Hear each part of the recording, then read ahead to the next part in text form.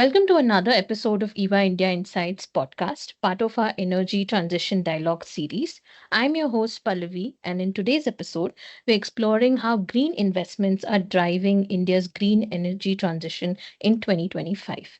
With record levels of capital flowing into clean energy, green hydrogen, electric mobility, and climate resilient infrastructure, India is fast becoming a global hub for sustainable finance. We are here to talk about the key sectors attracting investment, how policy and ESG frameworks are shaping decisions, and what more can be done to accelerate progress. Joining me is Kapil Bansal, partner at EY Parthenon, who leads the EY's energy transition and decarbonization practice. He's been closely tracking the green finance landscape and brings deep insights into the trends and opportunities ahead. Kapil, once again, welcome to our show. Thanks, Pallavi. Kapil, to start off, India has made significant green investments recently. So, what are the key areas that are attracting the most capital? For India to transition as per the ambition laid down by our Honorable Prime Minister, we need to become net zero by 2070. We have to achieve 500 gigawatts of renewable energy. We reduce our emission by 50%. In the absolute term, 1 billion tons of CO2 has to be reduced. So those are some of the goals that have been laid down by our Honorable Prime Minister by 2030. And if I look from those goals, predominantly, the most attractive value proposition for any private player or a public sector enterprise has been historically is in the space of renewable energy across the value chain, whether it is manufacturing of solar panels or it is the generation of renewable energy through solar, wind, or hybrid of solar plus wind. That has been the significant area. Lately, from last 1 year, with the battery prices going down, the hybrid of solar plus batteries or solar plus wind plus battery storage is becoming a prominent investment through which both private and public investments are happening. That's one bucket of key investments. The second bucket is on the consumer side, which is coming through, is the transition towards electric mobility, and that's where you look at significant investments that has happened in the e-mobility space. Again, both in the manufacturing and the equipment services side, which is battery management systems or electric management systems, and then finally towards the overall um, uh, energy as a service or battery as a service investment that has happened through infrastructures, charging infrastructures, battery swapping. So these are some of the big investment portfolios in the green energy space where almost 70 to 75% of investment has been done. With the inception of some of the national missions, such as National Green Hydrogen Mission or National Coal Gasification Mission, and a lot of the different production linked incentive in this space, battery manufacturing, your green hydrogen development, as well as electrolyzer manufacturing, has also seen significant investment both from the public and the private space. So if I put it in nutshell, 80% of green investments have been made recently in India on renewable energy from manufacturing to its generation, e-mobility space from the manufacturing to its services, and then also on the um, different PLI schemes which have come on the battery manufacturing to electrolyzer manufacturing as well as on the green hydrogen manufacturing side of the things. Thank you, Kapil. Now, for our listeners, could you also highlight any specific trends or data points from our report that indicate how green finance is reshaping India's energy landscape in 2025? In our recent report, when we have looked into the data set, we have looked specifically on the private equity investment and venture capital investment. When I look at the overall green financing, there has been a significant development on three different parameters. One, there is a big awareness of green financing in different forms and shapes by the financial institutes. Second, there is an affordability towards the the green financing because it comes at a lower cost of capital than your internal rate of financing. Third, there is also accessibility to the green financing. So a lot of the companies, conglomerates, and as well as climate tech startups have started looking towards this side of the financing to ensure that they are able to make a differentiated offering in the market. And that's why, we have seen a significant trend towards green investment. To give an example from each of them, venture capitalists have started doing investment a lot on the newer technologies. For example, Loham, which is converting black mass into uh, rare earth and critical minerals that are used back in the EVs and defense. So that itself is showing significant investment from different venture capitalists to PEs to growth investment, as an example. If you look from a renewable sector, a lot of the big portfolio, big bucket, bulge investment companies like KKR, Blackstone's, Actis, I Squared Capitals have done investment in the renewable generation space, where we have seen bigger deals happening. And finally, if you look at the consolidation has already started taking place with the objectives taken by public sector companies like ONGCs, Indian Oils, BPCL, NALCO, SAIL.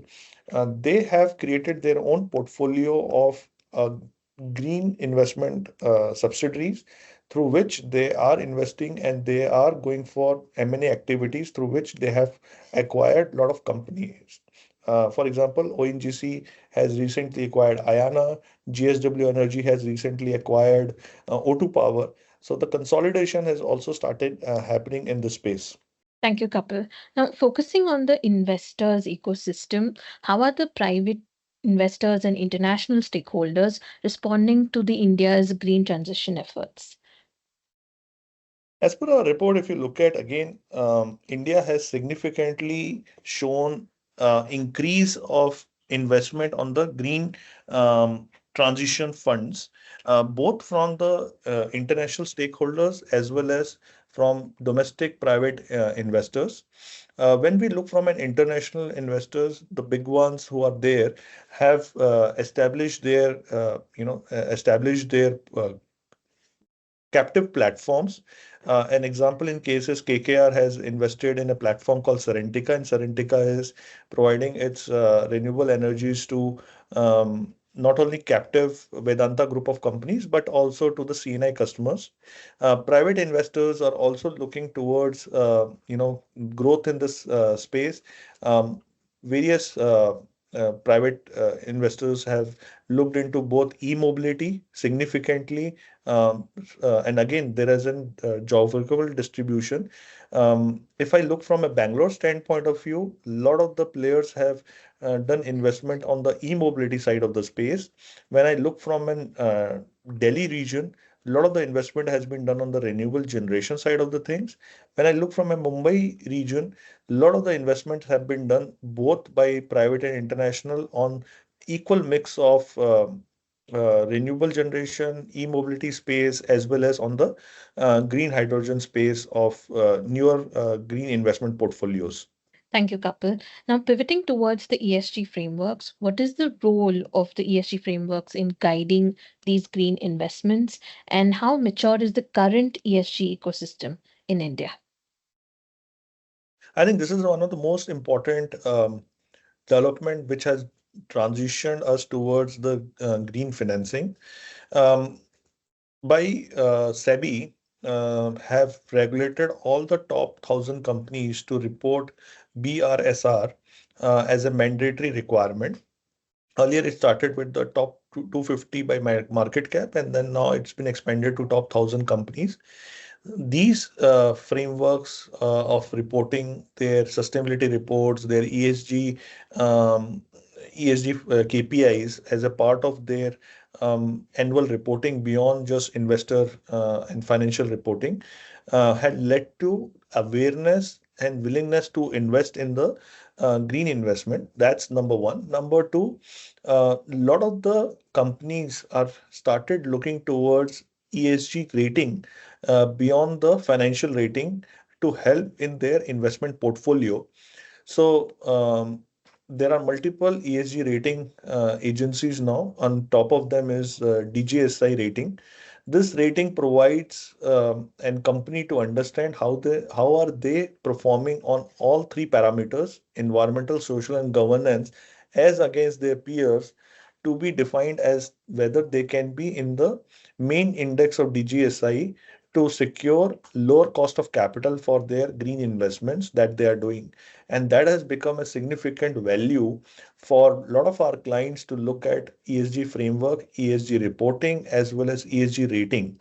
And working with some of these corporates in recent time, we have seen significant awareness at the boardroom and the promoter level to emphasize on adopting all the parameters of ESG rating and achieving a higher and leapfrog growth in their rating, so that all their key stakeholders, whether it is investors, their agencies through which they have been working with, government bodies, think tanks, customers, suppliers, everybody are conscious about how they are operating in a environmentally, socially, and highly governed atmosphere.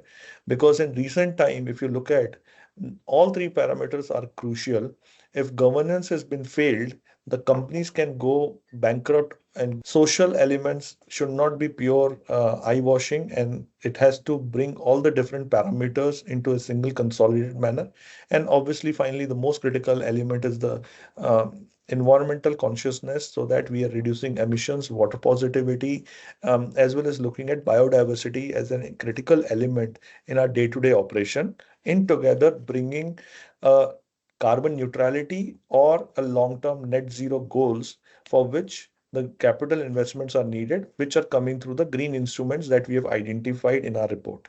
Thank you, Kapil. Now, moving on to the technology aspect, are there any emerging technologies or business models disrupting the renewable energy space in India today? I think that's um, an area that has been evolving very fast. Every quarter, things are changing. I'll break down this question on two parts. One is on the emerging technologies, and second part is on the various business models, because this is what we work with are all the major companies in the renewable space. So renewable has become a low-hanging fruit both from the cost reduction as well as emission reduction standpoint of view. And there is a clear awareness about this to all my clients. Now, what we work upon is what's changing in the technology space. As I mentioned earlier, people were looking purely solar rooftop, which is behind the meter. Then they started looking in group, in a group captive manner for solar only. But nowadays, with the declining cost curves, solar plus wind hybrid provides higher mix of renewable energy round the clock. And then as the battery prices has fallen significantly by 67% in the last 6 months, we observed solar plus BESS or solar plus wind plus BESS are providing round the clock at 80% level, which is equivalent to a PLF of any coal thermal power plant at the similar delivered cost basis. So that's the magnitude of newer technologies that are emerging in the renewable generation space. And the business models are also changing with the customer oriented regulations that are coming from the CRC and the government policies towards domestic manufacturing. People are looking towards building group captive open access, even as low as 100 kilowatt level, through which the common users as well as the business users can adopt renewable energies in their energy mix using the policy benefits that are there. There are other policy benefits, like if you are using within the state or it's you bringing from interstate, there are exemptions that are provided in order to utilize the benefit of India's extensive one grid network. And finally, the business models are also evolving from various aspects of virtual power purchase agreements, where you can buy the power, which could be gray, but you can sell the renewable energy certificates to someone who needs it. So it is a transaction of power along with the green attributes which are bringing different business models and revenue generation mechanisms in the overall context of renewable energy space in India, which is far beyond any country that would use observe in the global context.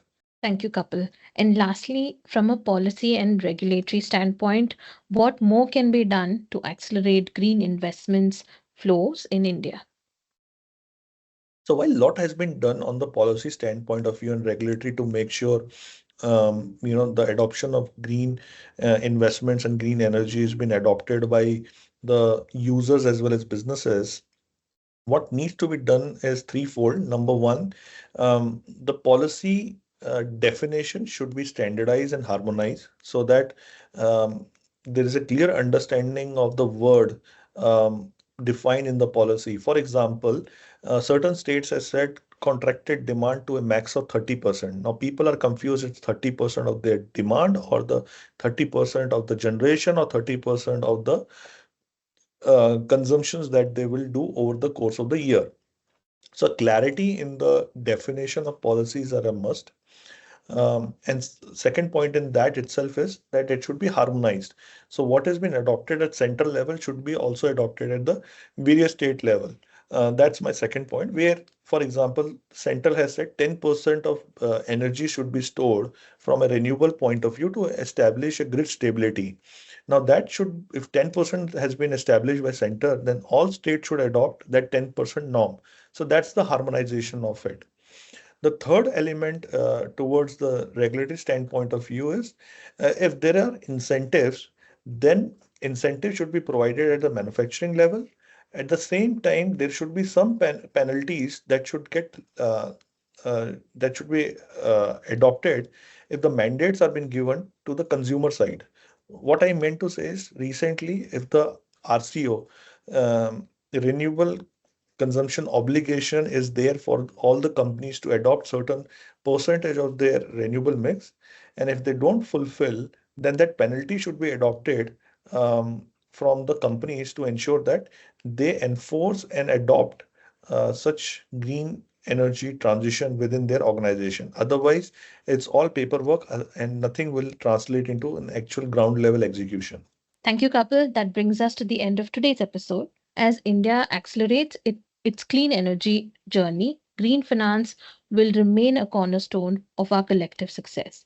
Thank you, Kapil, once again for joining us today and sparing your time and sharing all these valuable insights on green investments. It was my pleasure to have our discussion. Thank you, Pallavi, for providing this opportunity. Thank you so much, Kapil.